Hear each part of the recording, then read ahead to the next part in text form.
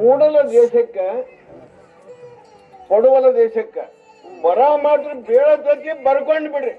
ಹೌದು, ಬರ ಬೀಳುತ್ತ ಬರ್ಕೊಂಡು ಏನ್ ಮಾಡೋಣ? ಬದುಕುದು ಹೆಂಗ?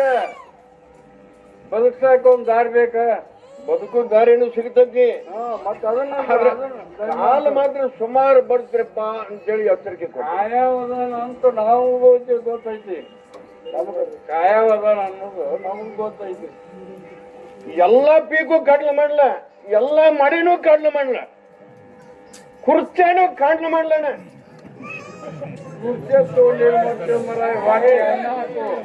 ಅದನ್ನ ಕೇಳಕ್ ಬಹಳ ಮಂದಿ ಬಂದಾರ. ತಗೊಂಡ್ ನಾವೇನ್ ಮಾಡೋದು? ಚಳಿ ಮಳೆಯಪ್ಪನಿಂದ ಹೊಟ್ಟೆ ತುಂಬುದು ಎಲ್ಲರಿಗೂ. ಮಳೆಯಪ್ಪ ಬೇಕು ಮೊದಲು ಬದುಕಾಕ. ನೀವು ಯಾವರಾಗ್ಲಿ, ಯಾವುದೇ ಭಕ್ತರಾಗ್ಲಿ, ನನ್ನೂರವರಾಗ್ಲಿ, ಯಾರೇ ಆಗ್ಲಿ ಪ್ರಸಾದ ಕಾಯ್ಕೊಂಡು ತಿರ್ಬೇಕು. ಇನ್ನು ಮ್ಯಾಗಿದ್ದು ವರ್ಷಕ್ಕೆ ಪ್ರಸಾದ ಕಾಯ್ಕೋರಿ. ಇಲ್ಲ ದನ ಸುಗ್ಗಿಗೆ ಹೋಗಿ ಕಾಲ ಬರ್ತೈತಿ. ಇನ್ನು ಮ್ಯಾಗೆ ಏನ್ ಕಾಪಾಡ ನೋಡ್ಕೊಡ್ರಿ, ಬರಲ್ ಇಟ್ಕೊಂಡ್ ಬಿಡ್ರಿ. ಯಾಕಂದ್ರೆ ಇನ್ನು ಕಾಲ ಬಹಳ ಸುಮಾರು ಬರ್ತಾವ್ರಪ್ಪ. ಇದು ಒಂದು ವರ್ಷ ಸುಖ ದುಃಖ ಯಾರು ನಡೀತದೆ. ಮುಂದಿನ ವರ್ಷಕ್ಕೆ ಇದಕ್ಕಿಂತ ಕಠಿಣ ಕಾಲನ ಬರ್ತಂತ ತಿಳ್ಕೊರಿ. ನಾವ್ ಮುಂದೆ ಹೇಳಿದ್ರೆ ನಾವ್ ಏನ್ ಮಾಡವ್ರು? ಕಠಿಣನು ಆಟ, ನಮ್ಗ ಸರಳನು ಆಟ. ಹೆಂಗಿದ್ರು ಬದುಕಬೇಕ. ನಮ್ ಮುಂದೆ ಹೇಳಿದ್ರೆ ನಾವೇನ್ ಮಾಡವ್ರು?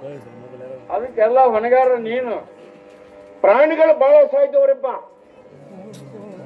ಪ್ರಾಣಿಗಳು ಮಾತ್ರ ಬಹಳ ಸಾಯ್ತವು. ಏನ್ ಇವು ಸಾವುದು ನೋವುದು ಇವನ್ನೇ ನೋಡ್ರಿ. ಇಷ್ಟು ವರ್ಷ ತನ ಸುಖನ ಹೇಳಿನಿ, ಯಾವ್ದು ಏನ್ ಎಡ ಹೇಳಿನಿ. ಹೌದು, ಈಗ ತಂದೆ ಇಲ್ಲ. ಇನ್ಮೇಲೆ ಸುರೂಪ 20 ವರ್ಷ. ಏನ್ ವರ್ಷದ ವರ್ಷಕ್ಕೆ ನೀವು ಪ್ರತಿಯೊಬ್ಬರು ಕೊಟ್ಟದ್ದು ತುಳಸ ಪ್ರಸಾದ ಒಳಗೆ ಕಾಯ್ಕೊಂಡು ಒಂದ್ ಜೀವನ ಮಾಡಿರಪ್ಪ. ಎಚ್ಚರಿಕೆ ಕೊಡ್ತೀನಿ. ಹೆಬ್ಬಳ್ಳಿ ಅಂತ ಹೇಳಿದ್ರೆ ಬರ್ದಿಟ್ಕೊಂಡ್ಬಿಡ್ರಿ. ವರ್ಷಕ್ಕೆ ಗೊತ್ತಾಗತ್ತೆ. ವರ್ಷಕ್ಕೆ ಗೊತ್ತಾಗುತ್ತೆ. ಮೂಡಲ ದೇಶಕ್ಕ ಪಡವಲ ದೇಶಕ್ಕೆ ಬರ ಬಿದ್ದು ತಿರುತ್ತಂದ ಹೆಬ್ಬಳ್ಳಿ ಅಂತ ಬರ್ದಿಟ್ಕೊಂಡ್ಬಿಡ್ರಿ. ಆದ್ರೆ ಹುಲಿ ಹೋಗುತ್ತೆ. ಇಲ್ಲಿ ಚಲ್ಲಾಟ ಹೆಚ್ಚಾಗುತ್ತೆ.